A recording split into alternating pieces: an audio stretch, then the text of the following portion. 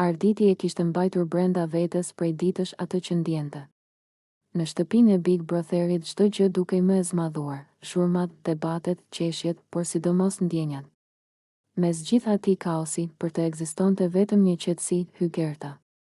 Vajza që fliste pak, që nuk kërkonte të ishte në qendër, por që çuditërisht bëhej qendra e botës së tij. Atë mbrëmje ai vendosi të mos ikte më nga vetja. Hygerta ishte ulur në divanin pranë pishinës. Dritat e zbehta i binin mbi fytyrë dhe e bënin të dukej edhe më e butë se zakonisht.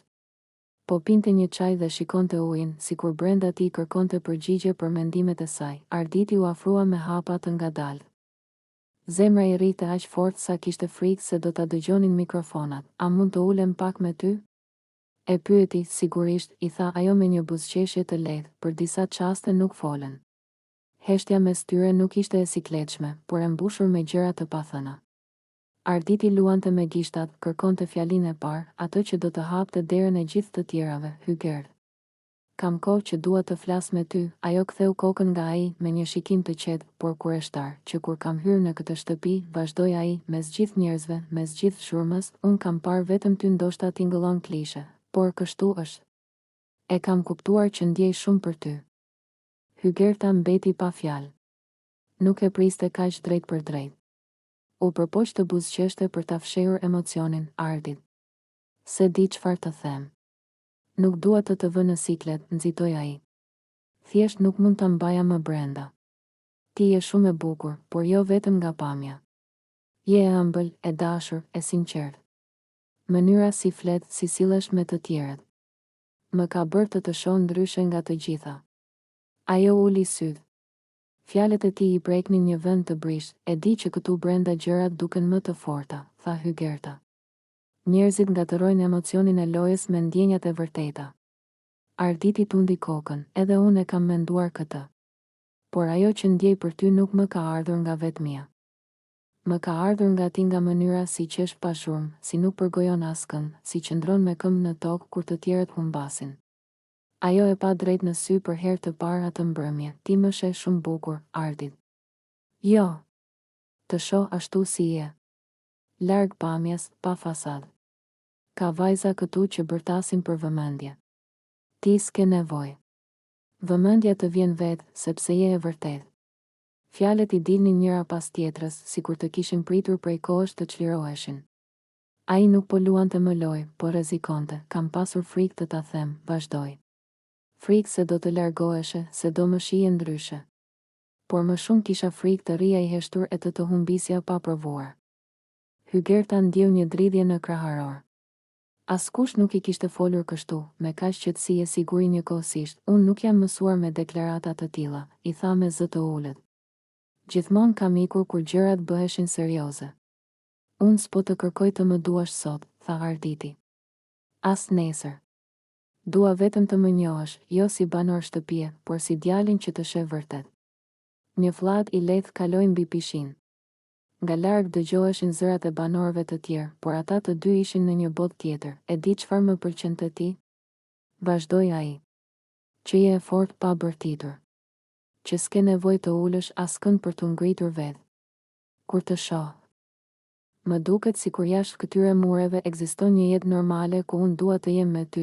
Hygertës ju mbushën syt me lot të vegjël, po më frikson pak, pranoi ajo. Dashuria gjithmonë frikson, buzëqeshi ai, ajo heshti gjallë. Në mendje i kaluan ditët e para në shtëpi, bisedat me Arditin në kuzhinë, mënyra si ai e mbronte kur dikush e sulmonte, si i sillte çajin pa ja kërkuar. Ndoshta edhe unë kam ndier diçka, tha më në fund. Por e kam mbyllur brenda, nga frika se mos ishte vetëm iluzion. Le ta zbulojmë bashkë nëse është iluzion apo jo, ju përgjigj ai. Ajo buzëqeshi me droj. Ti je djalë shumë i mirë, Ardit.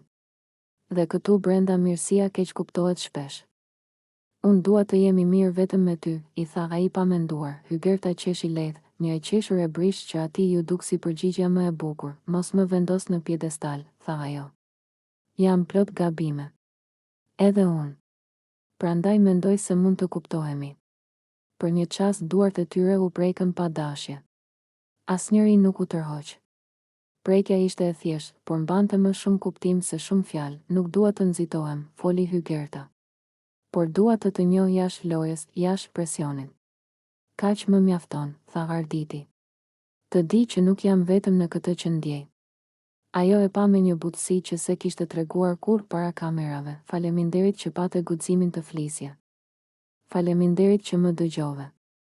Nga brenda shtëpis dikush i thiri për darkë, por asnjëri nuk lëvizi menjëherë. Donin ta zgjatnin atë çast, sikur koha të mos ekzistonte. Në sytë e Arditit u lexua lehtësim. Barën që kishte mbajtur ditë të tëra më në fund e kishte lënë në duart e saj. Nuk e dinte çfarë do të sillte e nesërmja, dashuri, refuzim, apo një histori e bukur e ngadalë. Por për herë të parë ndjej i vërtet, Hygerta u ngrit e para, eja brenda, i tha. Sonte dua të ulesh pranë meje. Ai buzëqeshi si fëmijë, dhe ndërsa hynin drejt dritave të shtëpisë, mes kamerave e zhurmës, mes lojës dhe realitetit, diçka e re kishte lindur, diçka që nuk ishte më pjesë e strategjisë, por e zemrës. Drita e mëngjesit hynte nga xhamat e mëdhenj të shtëpisë së Big Brotherit dhe e gjithë hapësira mbante erë kafeje të sapo bërë. Banorët ende lëviznin me përtaci, me pijame e flokë të pakrehur, kur vëllai i madh dha njoftimin e parë. Banor, sot do të zhvillohet sfida e buxhetit. Loja kërkon durim, shpejtësi dhe pak pislëk. Të gjithë filluan të qeshnin. Eliona, vajza më e bukur e shtëpisë, me sytë e mëdhenj dhe buzët e buta që i kishin dhënë nofkën gojëmbla, u ul në divan pranë Benitës. Kam ndjesinë që kjo lojë është bërë për mua, tha ajo me vetbesim. Askush nuk e dinte ende çfarë i priste. Në obor u vendosën 2 tavolina të gjata. Mbi njërin ishte një tepsi e madhe plot me makarona të përziera me salcë domatesh, të kuqe flak. Në anën tjetër një tepsi e pastër bosh, detyra ishte e çuditshme, makarona duhet të transferoheshin nga tepsia me salcë te ajo e pastra, vetëm me gojë, pa përdorur duart. Banorët shpërthyen në britma e të qeshura. Çfarë loje është kjo, more? Tha Ardi, unë s'fut fytyrën në salcë për asnjë lek, u ankua dikush tjetër, por Eliona u ngrit e para, unë hyj. Buxheti i shtëpisë ka nevojë për mua. Minutat e para, ora imagjinare e lojës filloi. Kamera u fokusua te fytyra e saj e pastër, flokët e lidhur bisht, sytë plot vendosmëri. Ajo u përkul mbi tepsi, mori frym thellë dhe futi buzët në makaronat e lagura me salcë. Banorët shpërthyen, jepi Elion. Ti je luanesha jon. Salca i preku faqet, por ajo nuk u tërhoq. Me dhëmb kapi disa makarona dhe me kujdes i hodhi në tepsinë e pastër. Njolla të kuqe i ranë mbi mjekër, por buzëqeshja nuk ju zhduk, goja e ëmbël spyet për pislëk. Bërtiti lumbardhi nga ana tjetër, tensioni rritet, pas 10 minutash gara u bë serioze. Të tjerët provuan, por shumica dorëzoheshin shpejt.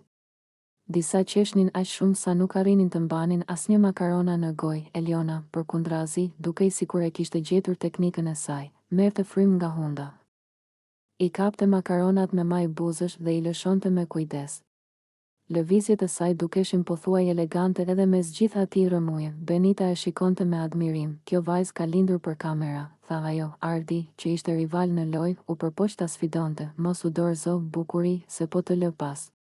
Provoje, i u përgjigj Eliona pa e ngritur kokën. Momenti vendimtar, rreth minutës së 25, tepsia e pastër e Elionës ishte gjysmë e mbushur. Banorët e tjerë kishin shumë më pak.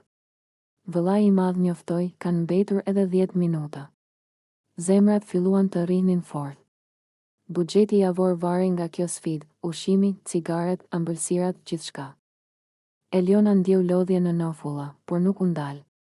Salca i pikonte në qafë, duart i kishte të lidhura pas shpine sipas rregullit dhe dukej si një luftare e vërtet. Për nënën time po e bëj, pëshpëriti me vete. Ajo më ka mësuar të mos dorëzohem. Fundi dramatik, 5 minuta. Britma, duartrokitje, muzikë në sfond, të gjithë u mblodhen rreth saj. Edhe ata që në fillim e kishin xhelozuar, tani po e shtynin përpara. Jepi, gojëmbla jon. Je krenaria e shtëpisë. Në minutën e fundit Eliona kapi një grusht të madh makaronash me buzë dhe i hodhi në tepsi. Zilja ra, loja mbaroi, vëllai i madh bëri matjen. Kamera kalonte nga një tepsi në tjetrën. Diferenca ishte e qartë, tepsia e Elionës ishte dukshëm më e mbushura, fituesja e sfidës së buxhetit është Eliona. Shtëpia shpërtheu. Ajo ul në gjunjë duke qeshur e duke qarë njëkohësisht. Salca në fytyrë e bënte të dukej edhe më e bukur, më njerëzore, jo si një vajzë perfekte e Instagramit, por si një lojtare e vërtet. Benita e përqafoi, na shpëtove javën. Ardia pranoi humbjen, je kampione, s'kam që të them. Pas lojës, në dush, duke larë flokët nga salca e domates, Eliona pa veten në pasqyrë.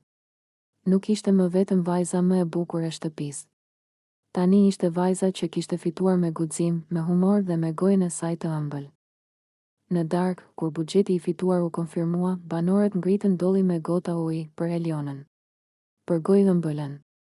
Ajo buzëqeshi, pak e turpëruar, sot mësova që bukuria s'vlen asgjë pa shpirt lojtari, tha, kamerat u zmadhuan të fytyra e saj e qeshur.